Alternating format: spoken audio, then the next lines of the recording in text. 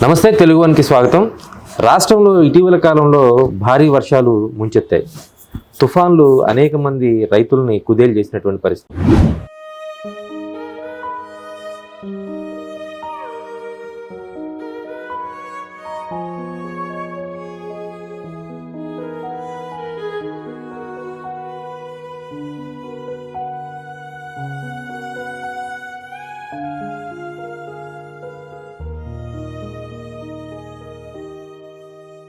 ముఖ్యంగా డెల్టా ప్రాంతంలో వరి పంట వేసినటువంటి రైతాంగం తమ పంటను అమ్ముకునే పరిస్థితి లేని నిస్సహాయ స్థితి ఏర్పడింది. అలాంటి పరిస్థితుల్లో ప్రభుత్వం ధాన్యం కొంటామని ప్రకటన చేసింది. అయితే వాస్తవ పరిస్థితిలో రైతుల దగ్గర నుండి ఏ మేర ధాన్యం కొనుగోలు చేసింది, రైతులకి ఏ మేర ప్రతిఫలం వచ్చింది తెలుసుకునే ప్రయత్నం చేద్దాం. మనతో రైతు సంఘం సీనియర్ నాయకులు, అదేవిధంగా రాజ్యసభ మాజీ సభ్యులు యలమంచిలి శివాజీ గారు ఉన్నారు. సార్ నమస్తే.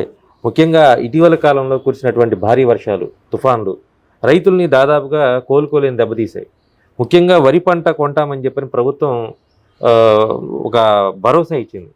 వాస్తవ పరిస్థితుల్లో క్షేత్రస్థాయిలో ఏం జరుగుతుంది? ఇప్పుడు ఇంకా వెనక్కి వెళ్ళి చెప్పాలి. ఇది ఎందువల్లంటే 2000 సంవత్సరంలో సుమారుగా 15 సంవత్సరాల క్రితం అప్పట్లో కేంద్రంలో పౌర సరఫరాల శాఖ మంత్రిగా సంతా కుమార్ ఉన్నాడు. సంతా కుమార్ తోటి నేను కలుస్తారా నిన్ను చెప్పాను. చెబితే శివాజీ రేపు పొద్దున్నే ఎర్లీ మార్నింగ్ కూడా 6 లోపు అని అన్నాడు.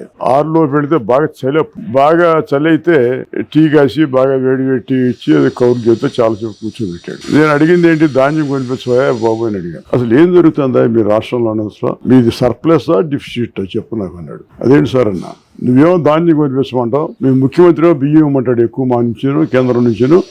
అసలు ఏం జరుగుతుంది మీ రాష్ట్రంలో, ఎక్కువ పండుతుందా పండట్లేదా, అసలు ఏంటి పరిస్థితి ఏంటి అని అడిగాడు. దీంట్లో క్యాచ్ ఏంటంటే ఫుడ్ కార్పొరేషన్ ధాన్యం కొంటది, అది కనీస మద్దతు ధర కానీ ఇంకో ధర కానీ నిలబెడుతుంది. అయితే నేను ఉత్తరాది రాష్ట్రాలు వెళ్ళి చాలా ఈ కొనుగోలు కేంద్రాల్లో చూశాను. నేను ఎక్కడెక్కడ చూశాను, నేను మన పంజాబ్లో, హర్యానాలో, ఉత్తరప్రదేశ్లో చూశాను. అక్కడ ఎలాగ జరుగుతుందంటే, అక్కడ ధాన్యం యంత్రాల మీద కోస్తారు, కోసిన తర్వాత దాన్ని నూట్ చేస్తారు. నూట్ చేసినాక మన ఈ ఇసుక లేకపోతే వేసుకెళ్ళినట్టుగా ట్రాక్టర్ తుట్లో పోసుకెళ్తారు, సంచుల్లో ఎత్తరేది తీసుకెళ్లేసి ప్రతి 5 కిలోమీటర్లు 6 కిలోమీటర్లు రేడియస్ లో ఒక కొనుగోలు కేంద్రం ఉంటుంది. అక్కడ తీసుకెళ్లి దెమ్మరిచ్చేస్తారు. దెమ్మరిచ్చేసిన తర్వాత దానికి పాట పెడతారు. పాట పెట్టి ఆర్తిదారులే ఉంటారు, ఇది కొంచెం తడి పొడి ఉంటుందని చెప్పి దాన్ని ఆరబెట్టాలని చెప్పి పెద్ద పెద్ద ఫ్యాన్లు తీసుకొచ్చి పెడతారు, అది ఆరిపోతుంది. ఈ లోపల ఏం చేస్తారంటే ఆక్షన్ పెడతారు. అక్కడ ఆక్షన్ పెట్టడంలో ఫుడ్ కార్పొరేషన్ ఆఫ్ ఇండియా వాళ్ళు, ఫుడ్ కార్పొరేషన్ ఆఫ్ ఇండియాతో పాటు కదా Punjab civil supplies corporation, Punjab agro industries corporation, లేకపోతే పంజాబ్లో ఫుడ్ డిపార్ట్మెంటు, అగ్రికల్చర్ డిపార్ట్మెంటు, లేకపోతే పౌర సరఫరాల శాఖ, ఇట్లా స్టేట్ ఏజెన్సీలో ఒక 5-6 food corporation of India participate చేసి పాట పాడుతూ ఉంటారు. వాళ్ళతో పోటీ పడి ప్రైవేట్ వాడు కూడా కొనుక్కోవాలి. ప్రైవేట్ వాడికి రాకపోగా 5% సరుకు కూడా దొరకదు అడిగి, ఎందుకంటే వీళ్ళే కొనేస్తారు. ఈ కొనేసిన సరుకు ఏం చేస్తారని మీరు అడగచ్చు. The only welfare activity to the farmers of the Punjab government is the procurement of paddy. దానికి ఒక పుస్తకం తయారు చేస్తారు. పుస్తకం తయారు చేసి ఈ ధాన్యం ఏ ఊరు ధాన్యం ఎక్కడికి వెళ్తుంది, ఏ కొనుగోలు కేంద్రానికి వెళ్తుంది, అక్కడ కొనుగోలు కేంద్రానికి వెళ్తే అక్కడి నుంచి అది మళ్ళీ ఎటు వెళ్ళాలి, గోడౌన్ ఎక్కడ ఉంది అక్కడ, తర్వాత దీనికి లారీలు ఎవరికి పురమాయించాం మనం, కాంట్రాక్ట్ ట్రాన్స్పోర్ట్ ఎవరికి ఇచ్చున్నాం, దీనికి మిల్లింగ్ ఎక్కడ జరుగుతుంది, ఏ రైస్ మిల్లో జరుగుతుంది, ఆ రైస్ మిల్లో నుంచి మళ్ళీ ఆ మిల్లు పట్టిన బియ్యం ఎక్కడికి వస్తాయి, దీనికి వ్యాగన్స్ ఏంటి, ఎక్కడికి వెళ్ళాలి ఇది అని చెప్పి ముందుగా ఒక కసరత్తు చేసి ఒక పుస్తకం తయారు చేస్తారు. అది పుస్తకాన్ని పంచుతారు. పంచిన తర్వాత ఏం జరుగుతుందంటే, అది మొత్తం పంజాబ్లో పండిన ధాన్యం అంతా కూడా సర్ప్లస్ అయ్యింది. ఎందువల్లంటే వాడు ధాన్యం బియ్యం తినరాళ్ళు, వాడు గోధుమ తింటారు, లేకపోతే రొట్టెలు తింటారు. అందు గురించి అక్కడ చాలా అమేజింగ్ ఫ్యాక్ట్ ఏంటంటే, పంజాబ్లో యంత్రంతో కోత కోసిన తర్వాత నూర్చడం కానీ, అమ్మటం కానీ, తరలించడం కానీ అంతా ఒక్క వారం 2 వారాల్లో మొత్తం కంప్లీట్ అయిపోతుంది. కంప్లీట్ అయిపోయి 2 వారాలైనా పంజాబ్ మొత్తం మీద ఒక్క గింజ కూడా మిగలదు. మిగలకుండా ఏమవుతుంది, అక్కడ బియ్యం వాడిచ్చి అక్కడి నుంచి బయలుదేరి మరి మన కేరళ వెళ్తుంది, తమిళనాడు వస్తుంది, లేకపోతే బీహార్కి వస్తుంది, మిగతా రాష్ట్రాలకు వస్తుంది, ఇదంతా వెళ్తుంది. ఇక్కడ ఆంధ్రదేశంలో ఏం జరిగిందంటే ఫుడ్ కార్పొరేషన్ కొనాలి కదా, ఫుడ్ కార్పొరేషన్కి రైతుకి ప్రభుత్వానికి మధ్య ఇక్కడ చాలా తెలివిగా ఒక 50 ఏళ్ళ బట్టి 60 ఏళ్ళ బట్టి మిల్లర్ వచ్చాడు దీంట్లోకి. మిల్లర్ వచ్చి ఎవరో మిల్లర్ అంతా కూడా పెద్ద రైతులు. ఆ పెద్ద రైతులు రైస్ మిల్లు పెట్టారు. రైస్ మిల్లు పెట్టి ఎవరెవరు పెట్టారు? కృష్ణా జిల్లాలో పెద్దనేని కోటేశ్వరరావు, లేకపోతే రాజశేఖరరావు గారు, లేకపోతే ఉయ్యూరులో అన్నే బాబురావు గారు, లేకపోతే మన జిల్లాకు వచ్చేసేపటికి హనుమయ్య గారు, లేకపోతే మా అతను ఎవరు ముప్పలేని శాసగిరావు, రోసయ్య గారు, కొడాల నాగేశ్వరరావు, వీళ్ళంతా రైస్ మిల్లు పెట్టారు. రైస్ మిల్లు పెట్టి వీళ్ళు నెగోషియేట్ చేసింది ఏంటంటే గవర్నమెంట్ తోటి, అసలు మీకెందుకండి ఈ గొడవ అంతాను, మేము చక్కగా మీకు బియ్యం మరపెట్టించి మీకు ఇస్తున్నాం కదా, మా దగ్గర తీసుకోండి, మీరు ఇవన్నీ ఎక్కడ పడతారని చెప్పి వాళ్ళతో ఇచ్చేసారు. దాంతో ఏం జరిగింది, దాంట్లో డబ్బు చేతులు మారటం మొదలుపెట్టి ఆ రోజుల్లోనే సంవత్సరానికి సుమారుగా 15 లక్షల నుంచి 50 లక్షల వరకు ఒక్కొక్క రైస్ మిల్లర్స్ ఆ జిల్లాలో ఉన్న ఫుడ్ కార్పొరేషన్ ఆఫ్ ఇండియాకి డిస్ట్రిక్ట్ మేనేజర్కి 50 లక్షల రూపాయల వరకు లంచాలు ఇచ్చేవారు ఆ రోజుల్లోనే. లంచాలు ఇచ్చిన తర్వాత ఏం జరిగింది, గోవిందరాజు దాని మీద ఏం జరిగిందంటే అది వీళ్ళు ప్రొక్యూర్ చేయటం మొదలుపెట్టారు.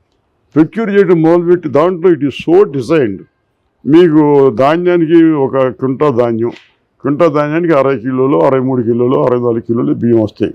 దాంట్లో it was slightly tilted towards rice.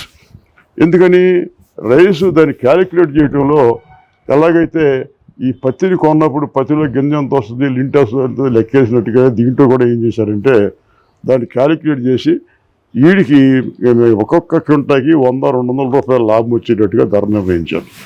ధర నిర్ణయించడంతో వాడు లారీ బియ్యవాడికి ఇస్తే ఒక 5,000 ఇచ్చేయటం, ఎవరికి ఎఫ్సిఏ వాడికి. దీనికి ఏం చేశాడు, ఈ ఊళ్ళోనేమో కమిషన్ ధరలు ఏర్పాటు చేసుకున్నాడు. ఆ కమిషన్ ధర ఏం చేస్తాడు, ఊళ్ళో ధాన్యం కొంటాడు. ధాన్యం కొని అరువు అదంతా అరువు మీద ధాన్యం కొని అది తీసుకెళ్ళి మిల్లుకి అప్పు చేస్తే ఆ మిల్లువాడు మరపట్టిచ్చేసి ఒక వారం రోజుల్లో దాన్ని తీసుకెళ్ళి ఎఫ్సిఐకి ఇస్తే ఆ డబ్బు ఇచ్చేస్తే వీడు మళ్ళీ ఆ డబ్బు అప్పుడు తీసుకొచ్చి రైతులకు ఇస్తారు. అలాగా చేతుల్లో ₹1 పెట్టుబడి లేకుండా దే మేడ్ గుడ్ మనీ. ఆ డబ్బు తీసుకొచ్చి రాజకీయాల్లో పెట్టారు. రాజకీయాల్లో పెట్టేసి దాన్ని ఏం చేశారు, రాజకీయాల్లో పెట్టి వాళ్ళు ఎమ్మెల్యేలు అయ్యారు, మంత్రులు అయ్యారు, ప్రభుత్వాన్ని కూడా శాసించే స్థితికి వాళ్ళు చేరుకున్నారు. అందువలన దాన్ని ఆ శిరచ్ఛేదాన్ని నుంచి బయటపడటం ప్రభుత్వం వల్ల చేతయ్యే పని కాదు.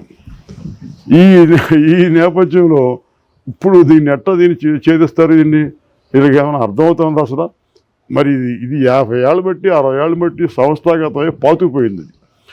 దాన్ని నేను ఈ పొగాకుని కూడా ఇటువంటి పరిస్థితి వస్తే వీళ్ళు దెబ్బేయాలని చెప్పి నేను క్రాప్ హాలిడే పెడితే 2000 సంవత్సరంలో చాలామంది బాగా బలీయమైన వర్గాల వాళ్ళు లేకపోతే డబ్బులున్న వాళ్ళు నా మీద విరుసుపడ్డారు.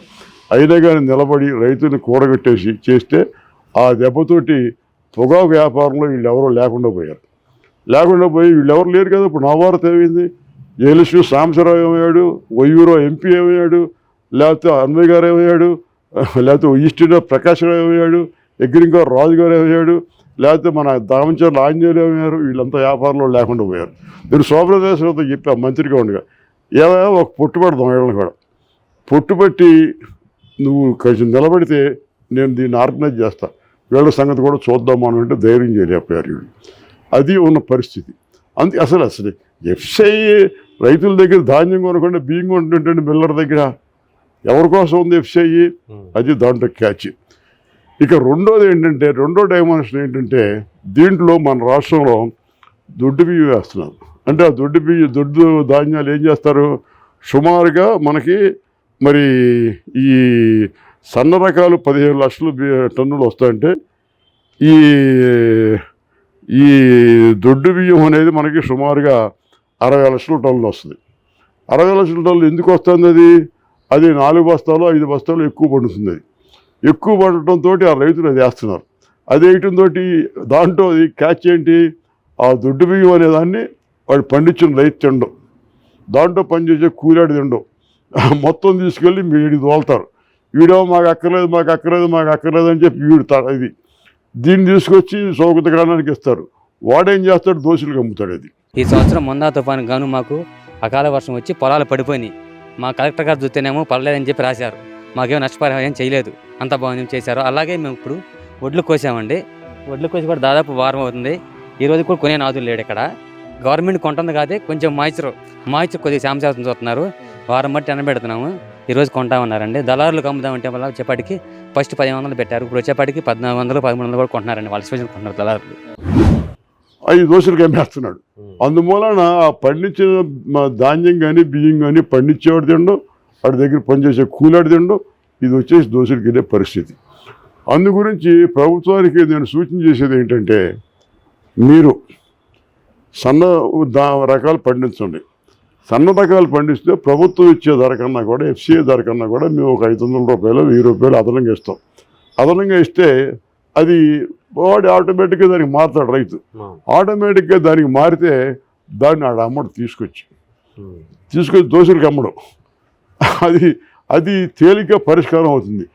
ఒక 1000 రూపాయలు అదనంగా ఇచ్చాడు అనుకోండి, ఎంత వస్తుంది? 4000 కోట్లు 3000 కోట్లు అవుతుంది. This is welfare activity. అది చేయకుండా క్రియాశీలకంగా లేకుండా ఊరిని కౌరులు చెబితే అయ్యే పని కాదు ఇది. ఇది అంత తేలికది. నేను ఫస్ట్ సారి వరదలు వచ్చినప్పుడు వ్యవసాయం పడిపోయింది. మళ్ళీ నేను అప్పులు తెచ్చుకుని మళ్ళీ నాటుకున్నాక అవి అప్పులు తిట్టడానికే మాకు ఇబ్బంది అయిపోతుంది చాలా వరకు. మళ్ళీ తీరా చూస్తే పంట కొంచెం ఇది వచ్చేసరికి మళ్ళీ తుఫానని ఇవని బాగా ఇబ్బంది పడుతున్నాం. పిండి కట్టలు చూస్తే పిండి కట్టలు టయానికి కూడా అనుకూలంగా దొరకట్లేదు గవర్నమెంట్ తరపు నుంచి. మాకైతే ఇక ఎట్టగొట్ట అప్పో తెచ్చుకుని ఏదో చేసుకుంటా ఉన్నాం. పక్కన తెలంగాణలో చేస్తున్నాడు. తెలంగాణలో చేయటం వలన ఆంధ్ర నుంచి స్మగుల్ చేసి అక్కడ తీసుకెళ్తున్నారు. తర్వాత సెంట్రల్ గవర్నమెంట్ ఒక సిస్టమ్ పెట్టింది. ఏం పెట్టిందంటే డీసెంట్రలైజ్డ్ ప్రొక్యూర్మెంట్ సిస్టమ్ అని. డీసెంట్రలైజ్డ్ ప్రొక్యూర్మెంట్ సిస్టమ్ ఏంటి? పూర్వంలాగా ఎఫ్సిఐ కొనకుండా స్టేట్ గవర్నమెంట్సే కొనాలి. కొని మీకు అవసరమైన మీ పీడిఎస్కి వాడుకోండి. మీకు ఎంత గిట్టుబాటు అయితే చెప్పండి, మేము ఆ డబ్బు మీకు ఇస్తామని చెప్పి చేస్తున్నారు. తుఫాన్ల మూలకాన వీటి మూలకాన రైతులు బాగా నష్టపోయారండి. తర్వాత ఇప్పుడు కోతకు వచ్చి కోసిన తర్వాత కూడా గవర్నమెంట్ సైడ్ నుంచి ఏ విధమైనటువంటి సపోర్టు లేదు.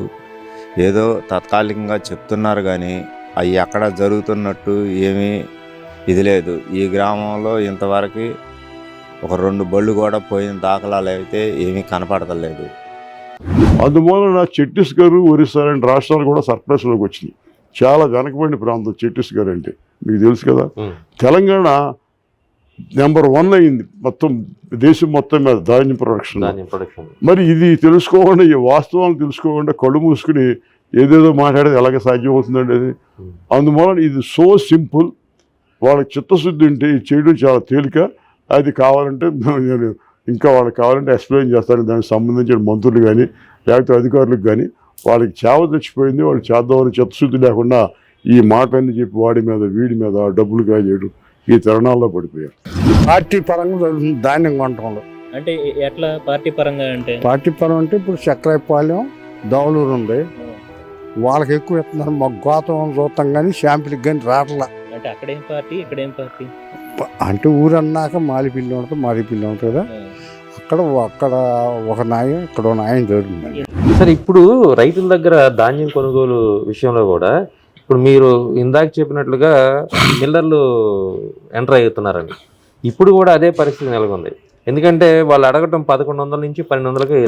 దాని మీద చెక్కేది అసలు, దాని మీద చెక్కేది, దానికి ఎలాగా మనం ఇది చేస్తాం. మనం దీనికి ఆచరణాత్మకంగా దీన్ని జాగ్రత్తగా తీసుకొస్తే మనం చెక్ చేసి దాన్ని బయటపడేయచ్చు. మనకి ప్రభుత్వం చెప్పేది ఏంటంటే 1,00,000 టన్నులు మేము ధాన్యం కొన్నాం ఇప్పటికే. వాళ్ళందరూ కూడా ఎవరు కొన్నారు? అదే కొందెవరు కొన్నది? మిల్లర్లు. మిల్లరు. నువ్వెక్కడ కొన్నావు? కొనలేదు. అదే ఇప్పుడు బయట జరుగుతున్న ప్రచారం ఏంటంటే మరి ముఖ్యమంత్రి గారికి కూడా రాంగ్ ఫీడ్బ్యాక్ ఇస్తున్నారా లేకపోతే ఏం చేస్తున్నారని తెలియదు. కాదు, మీ పత్రికలు ఏం చేస్తున్నాయి, మీ టీవీలు ఏం చేస్తున్నాయి? అక్కడ కొనేది ఎవడు చూపించకూడదు. మీరు దాంట్లోనూ వీడు మిల్లరు వాడు కొంటున్నాడు ఇక్కడ అని చూపించవచ్చు కదా. అది చేయట్లేదు మీరు.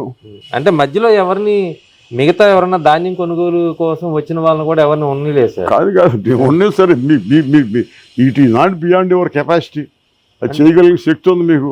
మేము చేయగలిగింది చేశాం సార్. కాకపోతే ఇక్కడ రైతాంగం కానీ రైతు సంఘం నాయకులు కానీ ఇప్పుడు మీరైతే మాట్లాడుతున్నారు, రైతు సంఘం నాయకులు కూడా అసలు ఇంత ఇది ఎవరు పట్టించుకో, ఎవరు మనసు పెట్టారు దీని మీద? అదే సార్ నేను అడుగుతున్నాను, ఇప్పుడు ఎందుకని రైతు సంఘాలు పట్టించుకోవట్లేదు? ఎందుకు అసలు వాళ్ళకి పాపం తెలియదు, వాళ్ళకి ఏదో మోస దూరంలో వెళ్ళిపోతున్నారు వాళ్ళు. ఇప్పుడు నేను చెప్పేది నేనేదో చంద్రబాబు నాయుడుకి వ్యతిరేకం లేకపోతే ఇంకోటికి అనుకూలం అని కాదు. ఇక్కడ దిస్ ఈజ్ ది ప్రాక్టికల్గా జరుగుతుంది. ఇది దీన్ని సంస్కరించాలంటే ఈ కనీస కార్యక్రమాన్ని టేకప్ చేయకపోతే అయ్యే పని కాదు ఇది. అది ఇప్పుడు దీంతో పాటు క్షేత్రస్థాయిలో ఇప్పుడు ప్రభుత్వం చెప్తుందేమో లక్షల టన్నులు కొన్నామని చెప్తుంది. అసలు నష్టపోయింది ఎంత? ఎంత కొంటున్నారు? 1300 కొంటారు. 1300 కొన్నారు. ఎంఎస్పీ ఎంత ఉంది? 1780 రూపాయలు. అంటే 500 పోతుంది కదా. వీళ్ళు 1350 అని అంటున్నారు. బస్తాగా అంటే మీకు అది గిట్టుబాటు ధరేనా? మరి ఏం చేస్తే రోడ్డు మీద ఆడపోసేద్దాం అని చెప్పి ఎత్తుకెళ్ళి అమ్మేసేసేద్దామని ఇచ్చేసేస్తాం. ఇటు వరకు 2000 పైన ఉండేది, అసలు ఏది లేదు, మరీ దిగిపోయింది. ఎందుకని అంటారు అట్లా? ఎందుకని అట్లా పడిపోవటం? ఈ ఆరగోళ్ళు అందరూ ఒక ఇది మాట్లాడుకుని ఇక అంతా ఒక దాని మీద బానిద్దామని చెప్పి వాళ్ళు అట్ట కొనుక్కుంటున్నారు. 500 పోతుంటే 500 రిటర్న్ నిలుండి వాళ్ళు దోషేస్తా ఉంటే 500 పోతా ఉంటే అసలు ఇంకొక డైమెన్షన్ ఏంటంటే మన ఊళ్ళలో తీసుకుంటే 1972లో అంటే 50 సంవత్సరాల నాడు పివి నరసింహరావు గారు భూ సంస్కరణలు పెట్టాడు. తర్వాత 3 జనరేషన్లు వచ్చినాయి. వాళ్ళు పంచుకున్నారు, తండ్రులు వచ్చారు, మళ్ళీ పిల్లలు వచ్చారు. పంచుకున్న తర్వాత ఏ ఊళ్ళో ఏ రైతు ఏ ఊళ్ళో కూడా రైతులకి 5 ఎకరాలు 10 ఎకరాలు ఉన్న రైతులు 10 మంది కూడా లేరు. మిగతా వాళ్ళంతా సన్నకారు రైతులు, చిన్న రైతులు. ఈ నేపథ్యంలో అసలు మార్కెటబుల్ సర్ప్లస్ అనేది తక్కువ ఉంటుంది. మన డిపార్ట్మెంట్స్ కానీ they are not rising to the occasion. Agriculture department చచ్చిపోయింది, అసలు లేదు అగ్రికల్చర్ డిపార్ట్మెంట్. అగ్రికల్చర్ వాళ్ళు సైంటిఫిక్ ఫ్లేవర్ పోయేవాళ్ళు కేవలం ఇన్సూరెన్స్ ఏజెంట్ లాగా లేకపోతే ధాన్యం ప్రొక్యూర్ చేసే గుమస్తాల్లాగా తయారయ్యారు తప్పితే వాళ్ళ దగ్గర సైంటిఫిక్ ఫ్లేవర్ లేదు అసలు. ఇప్పుడు దీనికి ఏం చేస్తున్నారు?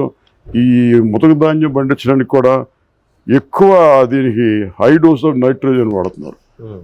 తర్వాత పొటాషియం వాడకుండా high dose of fertiliser nitrogen వేసి దానికి సేంద్రియ ఎరువు వాడకుండా ఈ పండించి చేసి అనర్థంతో దాని భావం జరుగుతుంది. సార్ దీంతో పాటు ఈ క్రాప్ విధానం, ఈ క్రాప్ కూడా నమోదు చేసుకోవాలి. కానీ చాలా అసలు వద్దు, నువ్వు దాంట్లోకి వెళ్ళమాక. ఈ క్రాప్ సంబంధం లేదు. మనం మాట్లాడేది డిఫరెంట్గా మాట్లాడుతున్నాం. అంటే ముఖ్యంగా మీరు ఇందాక 1300 1780 రూపాయలు మధ్యలో 500 పోతాయి అంటున్నారు. 500 రూపాయల్లో పార్టీ నాయకులు ఎవరైతే అదంతా ఇదిగో అదంతా ఇప్పుడు నేను చెప్పింది నీ స్థూలంగా చక్కగా ఉంది కదా, అది అంతవరకు చెప్పేసారు. అంత తప్పితే దాన్ని అటు ఇటు లాగేది ఏదో నేను నాతో ఏదో చెప్పించాలని ప్రయత్నం చేయమాట. అంతవరకు క్లారిటీ ఉంది, చక్కగా అది అంటుతుంది. అది ప్రభుత్వానికి మీరేం సూచన చేస్తారు? చెప్పాక ఇప్పుడు స్పష్టంగాను సన్న రకాలకి 500 రూపాయలు 1000 రూపాయలు అదనంగా ఇవ్వండి. అదనంగా ఇచ్చినట్టయితే maybe it amounts to something like less than 5000 crores of rupees or 3000 కోట్లు 4000 కోట్లు అవుతుంది. అప్పుడు అది తీసుకొచ్చి చౌకత గణాలకు వాడుకోవచ్చు. సైక్లింగ్ రీసైక్లింగ్ ఉండదు దాని మూలన. అర్థమైందా మీకు? అది రైతు కూడా 500 రూపాయలు ఎక్కువ వస్తున్నాయని కనుక అది ఎక్కువ పండిస్తాడు. ఈ మిల్లరు అనే వాడిని తీసుకొచ్చి ఆ వ్యవస్థని మిగతా రాష్ట్రాల్లో పంజాబ్లో లాగా, హర్యానాలో లాగా, ఉత్తరప్రదేశ్ లాగా వాడిని తొలగించే మార్గం నేను చెప్పాను. 2 చేసే సరిపోతుంది. ఇది as simple as that. So మొత్తంగా రైతుల దగ్గర ధాన్యం కొనుగోలు విషయంలో ప్రభుత్వం పంజాబ్ తరహా విధానాలు అవలంబించాలి. ఎందుకంటే ఓపెన్ యాక్షన్ విధానం ద్వారా రైతులకు మరింత మేలు జరుగుతుందనేది యలమంచిలి శివాజీ గారు చెప్తున్నారు. అదేవిధంగా ప్రస్తుతం రాష్ట్రంలో ప్రభుత్వాలు ధాన్యం కొనుగోలు చేయడం లేదు. ఆ ధాన్యం మొత్తాన్ని కూడా మిల్లర్లు కొనుగోలు చేస్తున్నారు.